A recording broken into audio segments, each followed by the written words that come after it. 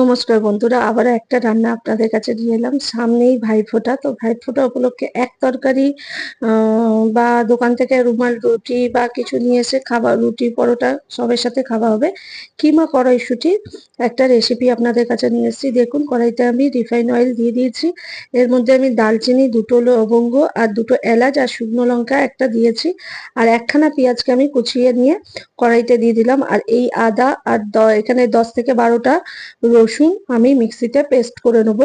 তো দেখুন, এই পেঁয়াজগুলো হালকা হালকা করে ভাজা হয়ে গেছে। 250 গ্রাম কিমাকে আমি ভালো করে ধুয়ে ঝুড়িতে ধুয়ে জল ঝরিয়ে রেখেছি। তো এই কিমার তরকারিটা আমি আমার মতোই করেছি।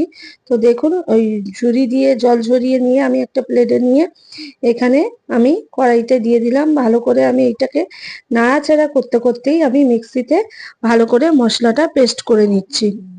একদম নর্মাল মশলা দিয়ে আমি করব এটা, রিচ বেশি করব না। তো দেখুন, আমার ভাজা ভাজা কিমাটাকে আমি নাড়াচাড়া করে নিচ্ছি। আর এর মধ্যে আমি বেশি কিছু মশলা দেবো না। এই যে পেস্টটা করেছি পেঁয়াজ আদা রসুন, দিয়ে দিলাম। মিক্সিতে যে বেটে নিয়েছি সেটা আমি দিয়ে দিলাম। আর এখানে আমি কড়াইশুঁটি দিয়ে দিচ্ছি, প্যাকেট কড়াইশুঁটি যেটা আমি নিই। আপনারা হয় অনেক রান্নাতেই দেখেছেন প্যাকেট কড়াইশুঁটি আমাদের এখানে পাওয়া যায়। তো ওই কড়াইশুঁটি থেকে আমি অর্ধেক কড়াইশুঁটি, এক বাটি ধরুন, ছোট বাটির এক বাটি কড়াইশুঁটি আমি দিয়ে দিলাম। আর লঙ্কা গুঁড়ো আমি এখানে 1 চামচের মতো দিয়ে দিচ্ছি। আর এটা আমি একটা দিদির বাড়িতে এসেছিলাম, তো ওদের বাড়িতেই রান্নাটা আমি করেছি। আপনারা এতদিনে জানেন আমি স্টোভেই রান্না করি, আমার বাড়িতে কোনো গ্যাস নেই।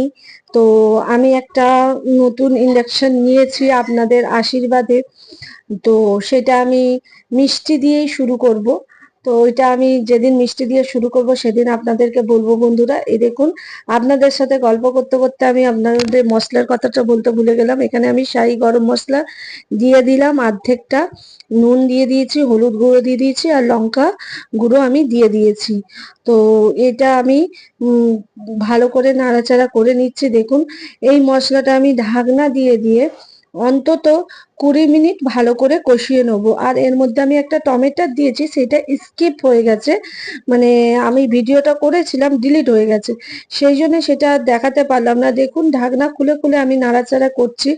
তো দেখতেই পাচ্ছেন কড়া থেকে কিভাবে তেল বেরোচ্ছে। তো এরপরে আমি অল্প করে জল দিয়ে, এই রান্নাটা যত আপনি ঢাকনা চাপা দিয়ে দিয়ে করবেন ততই ভালো হয়।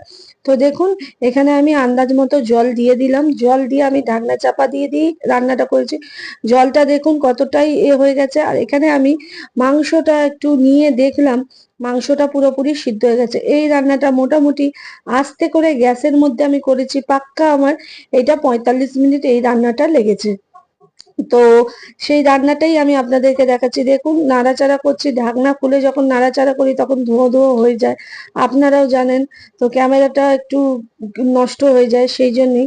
তো দেখুন, আমার কিমার তরকারিটা হয়ে গেছে। যদি রান্নাটা ভালো লাগে লাইক শেয়ার আর সাবস্ক্রাইবার করবেন, আমাকে কমেন্টে জানাবেন। আপনারাও ওইভাবে বাড়িতে বানিয়ে খাবেন। সবাই ভালো থাকবেন, সুস্থ থাকবেন। আবারও একটা নতুন ভিডিও নিয়ে আসবো। শুভরাত্রি।